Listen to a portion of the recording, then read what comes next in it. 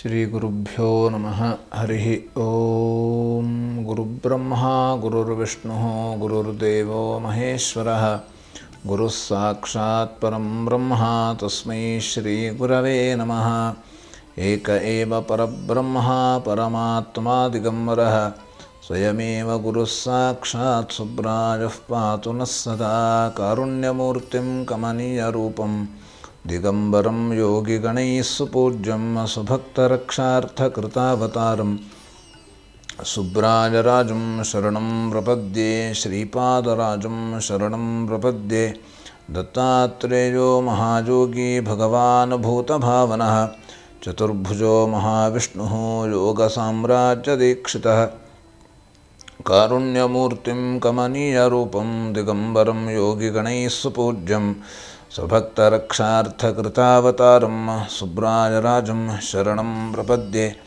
ಶ್ರೀಪಾದರಾಜಂ ಶರಣಂ ಪ್ರಪದ್ಯೆ. ದತ್ತಾತ್ರೇಯೋ ಮಹಾಯೋಗಿ ಭಗವಾನ್ ಭೂತಭಾವನಃ.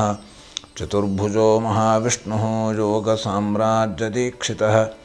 ನಮಃ ಶಾಂತಾಯ ದಿವ್ಯಾಯ ಸತ್ಯಧರ್ಮಸ್ವರೂಪಿಣೆ ಸ್ವಾನಂದಾಮೃತತೃಪ್ತಾಯ ಶ್ರೀಧರಾಯ ನಮೋ ನಮಃ.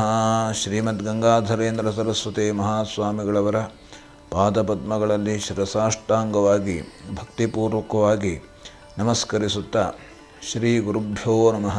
ಮಕರ ರಾಶಿಯಲ್ಲಿ ಇರುವವರಿಗೆ ಆರೋಗ್ಯದಲ್ಲಿ ವ್ಯತ್ಯಾಸ ಆಗುವಂಥ ಸಾಧ್ಯತೆ ಇದೆ. ಕಾರಣ ಮಾಂದಿ ಸ್ವಕ್ಷೇತ್ರದಲ್ಲಿ ಮಾಂದಿ ಇರೋದರಿಂದ, ಮಕರ ರಾಶಿಯಲ್ಲೇ ಇರೋದರಿಂದ ಆರೋಗ್ಯದಲ್ಲಿ ವ್ಯತ್ಯಾಸ. ಹಾಗೆ ಶಿರೋಬಾಧೆ, ತಲೆಗೆ ಸಂಬಂಧಪಟ್ಟಂಥ ಸಮಸ್ಯೆಗಳು ಆಗುವಂಥ ಸಾಧ್ಯತೆ ಇರುತ್ತದೆ.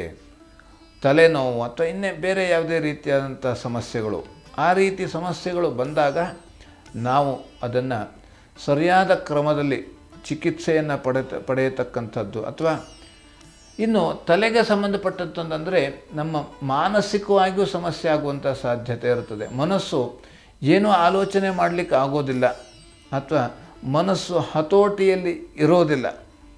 ಅಂಥ ಸಂದರ್ಭದಲ್ಲಿ ನಾವು ಏನು ಮಾಡಬೇಕು ಅಂತಾದರೆ ನಾವು ಧ್ಯಾನವನ್ನು ಮಾಡಬೇಕಂತೆ.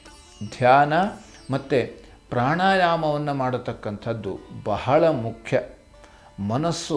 ಮನಸ್ಸಿದ್ದಲ್ಲಿ ಮಾರ್ಗವಿದೆ ಅಂತ ಎಲ್ಲರೂ ಹೇಳಿದ್ದಾರೆ.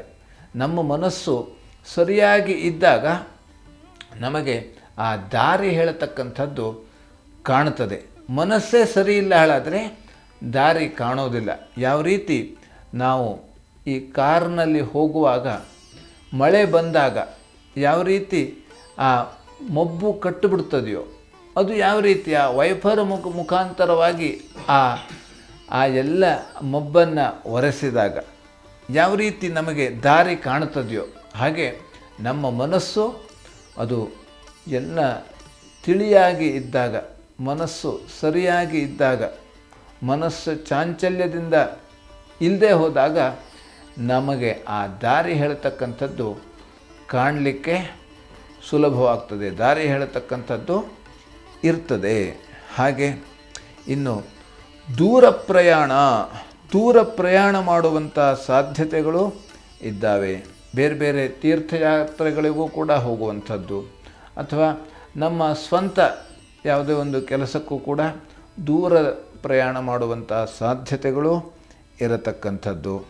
ಹಾಗೆ ಪತಿ ಪತ್ನಿಯಲ್ಲಿ ಕಲಹ ಆಗುವಂಥ ಸಾಧ್ಯತೆಗಳು ಇದ್ದಾವೆ.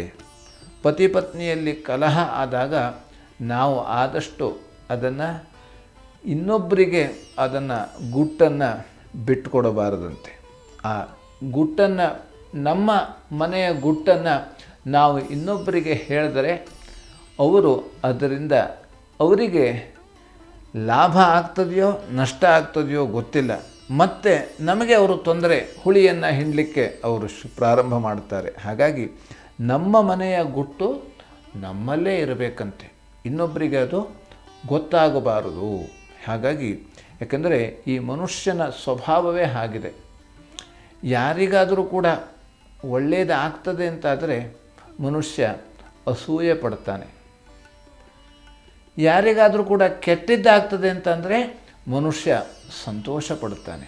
ಹಾಗಾಗಿ ಕೆಟ್ಟದ್ದಾದಾಗ ಸಂತೋಷ ಪಡಬಾರದು, ಒಳ್ಳೆಯದಾದಾಗ ಅಸೂಯೆನೂ ಕೂಡ ಪಡಬಾರದಂತೆ. ಕೆಟ್ಟಿದ್ದಾದಾಗ ಒಳ್ಳೆಯದಾಗಲಿ ಅಂತ ನಾವು ಬಯಸಬೇಕು. ಆಗ ಒಳ್ಳೆಯದಾದಾಗ ಇನ್ನೂ ಒಳ್ಳೆಯದಾಗಲಿ ಅಂತ ಬಯಸಬೇಕಂತೆ. ಇನ್ನೊಬ್ಬರ ಕ್ಷೇಮದಲ್ಲಿ, ಇನ್ನೊಬ್ಬರ ಏಳಿಗೆಯಲ್ಲಿ ನಾವು ಮಾತ್ಸರ್ಯವನ್ನು ಇಟ್ಕೊಳ್ಬಾರದಂತೆ. ಹಾಗಾಗಿ ದತ್ತಮಾಲಾ ಮಂತ್ರ ಪಠಣ ಮಾಡೋದರಿಂದ, ದತ್ತಮಾಲಾ ಮಂತ್ರ ಪಠಿಸುವುದರಿಂದ ಎಲ್ಲ ರೀತಿಯಲ್ಲಿ ಅನುಕೂಲ ಆಗತಕ್ಕಂಥದ್ದು ಮಕರ ರಾಶಿಯವರಿಗೆ. TV12 ಕನ್ನಡ, ಇದು ಕನ್ನಡಿಗರ ಧ್ವನಿ.